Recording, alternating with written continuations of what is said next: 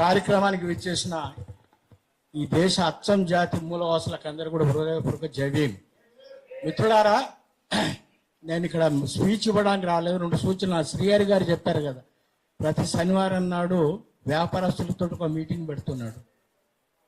అయితే మీరు ఒక నిజ నిర్ధారణ కమిటీ వేయండి సార్, అన్ని కులాలతోటి. ఆంధ్రప్రదేశ్ కాకుండా తెలుగు వాళ్ళు ఎవరు ఉండో వాళ్ళతోటి ఒక కమిటీ వేయండి. అందులో మాలోళ్ళు మాదిగలతో సహా కోమటోళ్ళ వరకు ఉండాలి.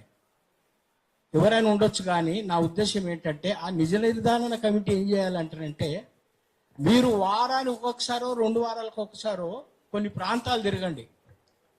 నేను ఒక చిన్న ఉదాహరణ చెప్తున్నా. మా కంటోన్మెంట్లో మొత్తము ఉన్నటువంటి భూములన్నీ కూడా డిఫెన్స్ వాళ్ళవి. డిఫెన్స్ వాళ్లకు ఆనాటి ఆంగ్ల పాలకులకు ఉండడానికి ఒక్కోలకు 5,000 గజాలు, 2 ఎకరాలు, 3 ఎకరాలు పెద్ద పెద్ద భవనాలు కట్టారు. అందులో మొత్తము ఆనాడు వాళ్ళు ఉన్నారు. అయితే ఈరోజు మీరు వెళ్ళి చెకప్ చేయండి. ఎక్కడికి వెళ్ళి? విశాల బజార్కి వెళ్ళి, బొల్లారం బజార్కి వెళ్ళి, డౌటన్ బజార్కి వెళ్ళి, లాల్ బజార్కి వెళ్ళి, కార్ఖానకి వెళ్ళి, మొత్తం కంటోన్మెంట్ ఎంత ఉన్నదో అంత చేయండి. ఆ బిల్డింగ్లన్నీ ఈరోజు మార్వాడి వాళ్ళు ఆక్యుపై చేసుకున్నారు. మరి మన తెలుగు వాళ్ళు కానీ మన కోమటోళ్ళు కానీ లేరా ఇక్కడ అంటారంటే, మన సొయ్యలేని జాతి అంట మనది, తాగుబోతు జాతి. మరి సొయ్యి తెప్పించేందుకు మనం ఏం చేయాలి? ఈ నిజ నిర్ధారణ కమిటీ చేయాల్సినటువంటి పని నంబర్ 1 అది. నంబర్ 2 ఏంటండి, ఇక్కడ పీవీటీ అని మనోళ్ళు పెట్టారు, పద్మశాలీలు. అద్భుతంగా నడుస్తూ ఉన్నది. మరి ఆ పద్మశాలీలు పెట్టినట్టుగా మీరు ఇక్కడ కార్మికులు అంటున్నాడు. మా అన్న ఇక్కడ ఇంతకుముందు మాట్లాడిన మిత్రుడు ఏమన్నాడంటే, హౌస్లో ఉన్నారు, బ్లాక్ స్మిత్ ఉన్నారు, మరి కార్పెంటర్స్ ఉన్నారు, వీళ్ళందరూ కలిసి పీవీటీ లాగా మీరెందుకు ఒక అన్ని పరికరాలు సామాన్లు అమ్మేటువంటి సంస్థను ఎందుకు మీరు పెట్టించలేరు? మనం పెట్టించలేము. దయచేసి ఏంటంటానంటే, మనము ప్రత్యామ్నాయం చూపెట్టకుండా గో బ్యాక్ అంటున్నాం, కరెక్టే. వాళ్ళని go back and who is out complaint front ఎవరు రావాలంటే మనం రావాలి. మన వాళ్ళని మీరు ఒక వ్యాపారస్తులుగా అందులో నిష్ణాతులుగా తయారు చేయడానికి ఈ యొక్క కమిటీ పాటుపడాలి. రెండోది ఏంటంటే మిత్రులారా, ఇక్కడ మన శ్యామ్ గారిని ఎవడో చంపుతాడంట. మన కాంశీరామ్ ఏమన్నాడంటే, అన్నిటికీ 1+2 అన్నాడు ఆయన. నువ్వు ఒకరిని ప్రేమిస్తే నన్ను ప్రేమించినందుకు ఎక్స్, మనం ఇద్దరిని ప్రేమిద్దాం. నన్ను ఒక్కడు చంపిండు అనుకో, మనం ఎంతమంది చంపాలి?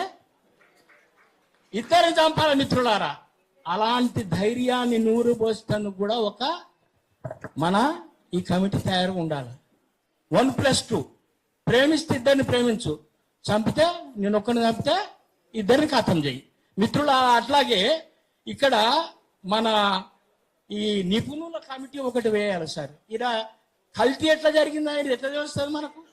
మనం పాలు తీసుకుంటాం అనుకో, అందులో ఒక మీటర్ వేస్తే కల్తీ పాలు నీళ్ళు ఎన్ని కలిపారు, పాలు ఎన్ని ఉన్నాయని తెలుస్తుంది. అట్నే ఈ దొంగనా కొడుకులు చేసేటువంటి దందాలల్లా డబల్ దందా చేస్తారు.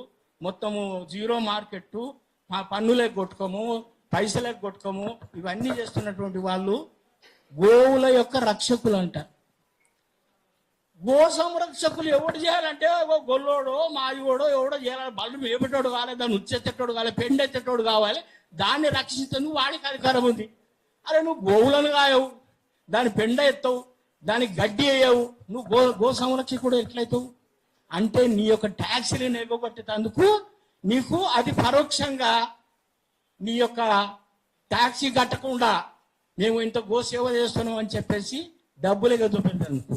ఈ విషయాలన్నీ అవగాహన చేయాలంటే మనము ఒక ప్రచారం అనేది జరగాలి. కరపత్రం కాకుండా మాలాంటి కళాకారులు ఉన్నారు, అద్భుతమైన కళాకారులు. ఒక పాట, ఒకనాడు ఎన్నడైనా సుఖ చెమటగా చినీవు, అరే దుక్కి దున్నలేదు, ఏ మొక్క నాటలేదు. వీడు పైసలు అప్పిస్తాడు. మా కౌంటర్లో అయితే అప్పుడు అప్పులు ఇస్తే దానికి బరాబర్గా ఇవో గింత ఇస్తున్నారు అబ్బాయి, గంత కట్టమని చెప్పేటోళ్ళు. ఈ నా కొడుకులు అట్లా కాదు. ఒకనాడు ఎన్నడైనా సుఖ చెమటగాచి నీవు, అరే దుక్కి దున్నలేదు, ఏ మొక్క నాటలేదు, పంట పండిన నాడు వచ్చి పొలమంతా కలియదిరిగి, ప్రతి పంటకు నువ్వు కొడుకో 10 బస్తాలు ఒకటే బస్తిస్తాడు అప్పు.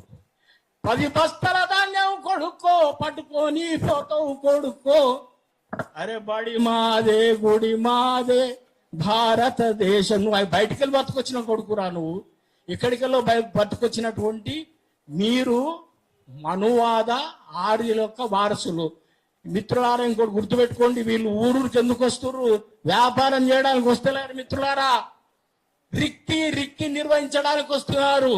ఉత్తర భారతదేశం వాళ్ళు ఈ దక్షిణ భారతదేశంలో ఇక్కడ పాతుకొని పోయి రాజ్యాధికారాన్ని తీసుకోవాలంటే ఎవడు మన కోసం పనిచేస్తున్నాడు, ఎవడు ఇతరుల కోసం పనిచేస్తున్నాడు అని వాడు పేరుకు మాత్రమే షాప్ పెట్టుకున్నాడు. కానీ ఈ రాష్ట్రంలో కానీ ఈ దేశంలో దక్షిణ భారతదేశం రిక్కి నిర్వహించడానికి వచ్చినటువంటి జాతి ఏదంటానంటే మిడతల దండు.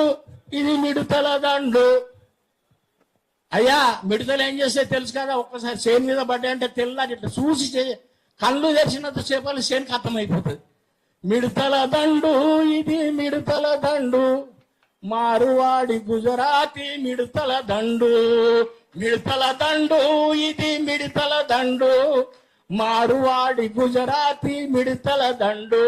ఈ దండును కనుక మనం ఆపాలంటానంటే దీనికి మూకుమ్మడి మందు కొట్టేటువంటి పరికరాలు మనం తయారు చేసుకోవాలి. మిత్రులారా, ముందుగల నిపుణుల కమిటీ ఏంటి, డూప్లికేట్ ఏంటిది, అసలు ఏంటిది. తర్వాత ఇక్కడ ఒక అధ్యయన కమిటీ అంటే నిజ నిర్ధారణ కమిటీ వేస్తాం కదా, నక్సలైట్లను చంపిన ఇంకోళ్ళని చంపిన అలాంటి కమిటీ ఎక్కడెక్కడ ఎన్నెన్ని షాపులు ఉన్నాయి, అందులో మన వాళ్ళు ఎంతమంది పర్సెంటేజ్ పనిచేస్తున్నారు, వాళ్ళు పని చేయకపోతే మన వాళ్ళని ఎట్లా పెట్టాలంటే మనకి లెక్కలు కావాలి. కాంశీరామ్ రాజ్యాధికారం తెచ్చినట్టు ఈ లెక్కలేసే తెచ్చిండు. అయ్యా ఈ దేశం మాది, మా దేశంలో 80% మాకు రావాల్సి ఉంటే ఎంత వచ్చిందని తెలియజేసి 10% వచ్చిందని చెప్తే అప్పుడు మా వాళ్ళు గుండెలు వాడుకున్నారు. అప్పుడు సిగ్గుశరం వచ్చింది, అప్పుడు మనకు సోయ ఇచ్చింది. అందుకే ఉత్తర భారతదేశం అంత పెద్ద రాష్ట్రాన్ని హస్తగతం చేసుకుని లెక్కలేసి చూపెట్టాలి మన జాతిని. మన వాళ్ళకు అవగాహన రావాలి, మన వాళ్ళకు చైతన్యం రావాలి, ఈ స్థానికుల కులంలకు అవకాశాలు రావాలి. మా మార్వాడోళ్ళ కంటే గొప్పగా వ్యాపారం చేసి ప్రజలను ఆదుకునేటువంటి కోమటోళ్ళు మా గురువులుగా ఉండాలి అంటానంటే మనం ఈ యొక్క కార్యక్రమాన్ని చేయాలని తెలియజేసుకుంటూ నాకు ఈ అవకాశం ఇచ్చినటువంటి పిడమర్తి రవికి మీకు అందరూ హృదయపూర్వక జైవీని తెలియజేసుకుంటూ ధన్యవాదాలు. నాకు వేరే కార్యక్రమం కూడా వెళ్ళొస్తాను. Thank you sir.